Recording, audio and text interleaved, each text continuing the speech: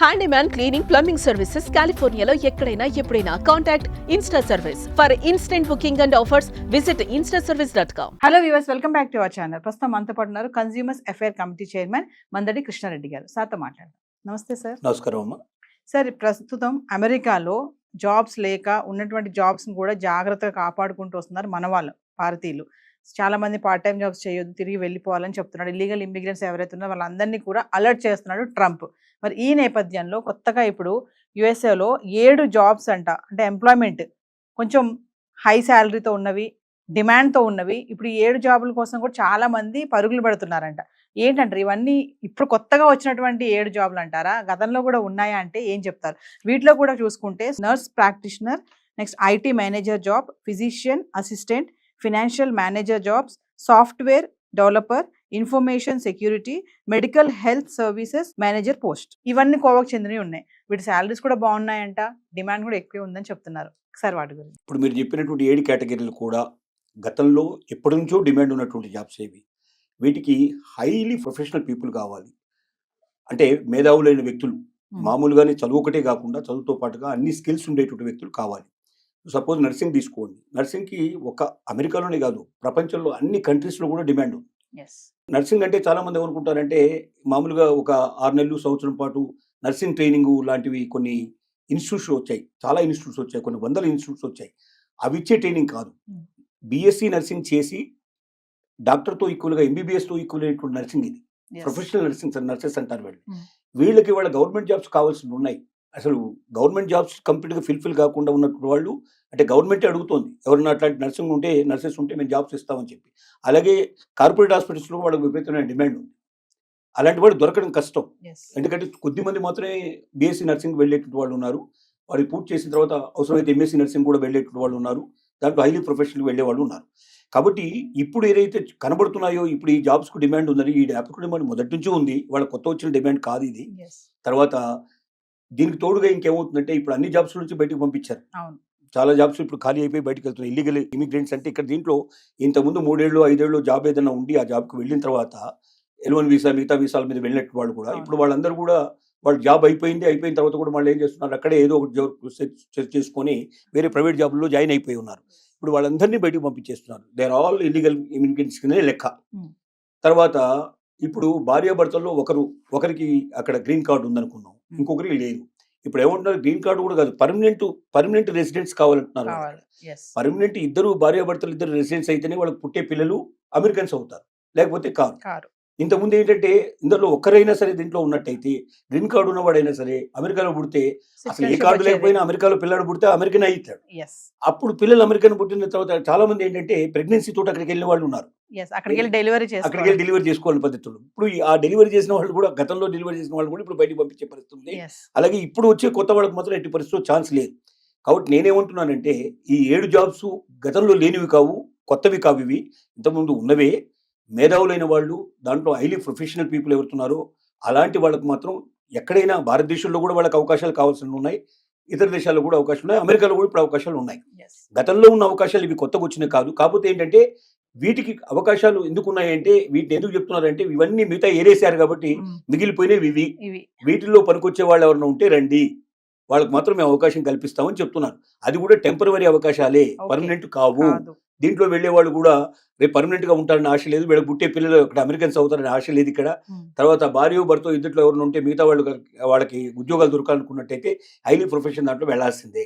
ఈ highly profession పీపుల్కి భారతదేశమే కాదు, అమెరికానే కాదు, ప్రపంచంలో అన్ని దేశాలు ఆహ్వానిస్తున్నాయి. ఎక్కడికి వెళ్ళినా వీళ్ళకి జాబ్స్ దొరుకుతాయి.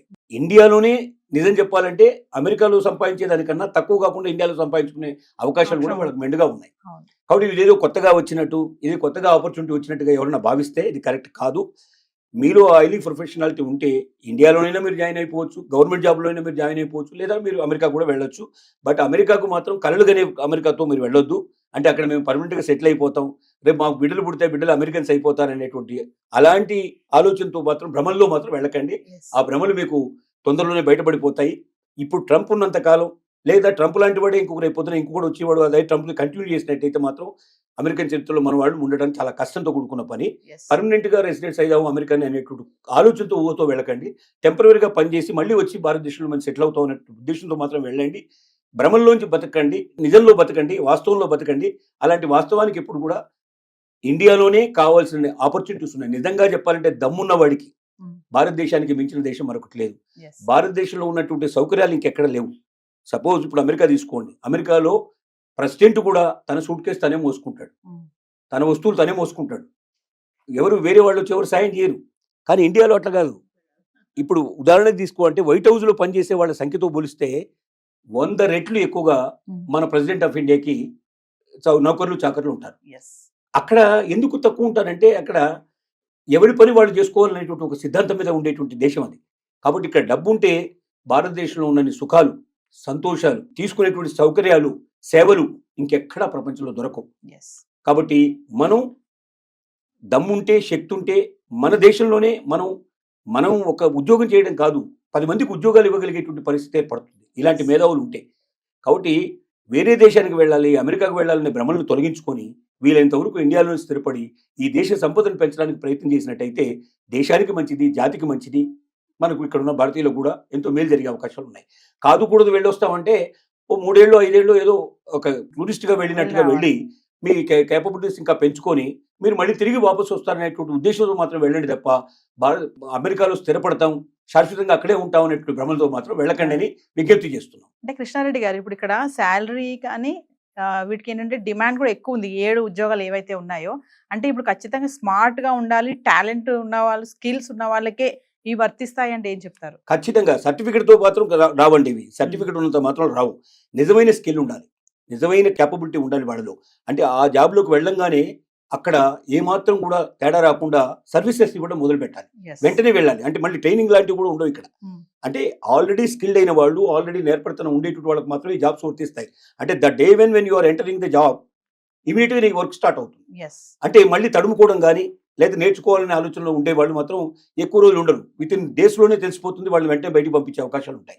ముందు ఇంటర్వ్యూలోనే చాలా స్కిల్స్ మొత్తం పరీక్ష చేస్తారు వాళ్ళు. అమెరికన్ సిస్టంలో ఎక్కడ కూడా మనలాగా డబ్బు ఇస్తూనో లేకపోతే ఎవరితో మనం రికమెండ్ చేసుకుంటూనో పిలిచేటువంటి క్యాండిడేట్స్ అక్కడ ఉండరు. ఖచ్చితమైన వాళ్ళలో స్కిల్ ఉండి హైలీ క్యాపబిలిటీ ఉండేటువంటి వాళ్ళు మాత్రం నిలబడతారు. అంటే ఎవరైతే సర్టిఫికేట్ మా దగ్గర ఉంది, మేము వెళ్ళిపోవచ్చు అని దుప్పంతో వెళ్ళే వాళ్ళు మాత్రం మళ్ళీ ఫెయిల్ అయ్యడానికి రావాల్సిన పరిస్థితి ఏర్పడుతుంది. కాబట్టి ఆలోచించుకోండి, మీ దగ్గర నిజమైన స్కిల్ ఉందా, ఆ వర్క్ మీరు వెంటనే మొదలు పెట్టగలుగుతారా? 0 ఓవర్ అంటారు. మనం వెళ్ళంగానే స్టార్ట్ చేయాలి వర్క్. ప్రతి నిమిషం ఆ నిమిషంలోంచి మీకు వర్క్ ఏంటో బయటపడిపోతుంది. అంటే మీ స్కిల్ తెలిసిపోతుంది.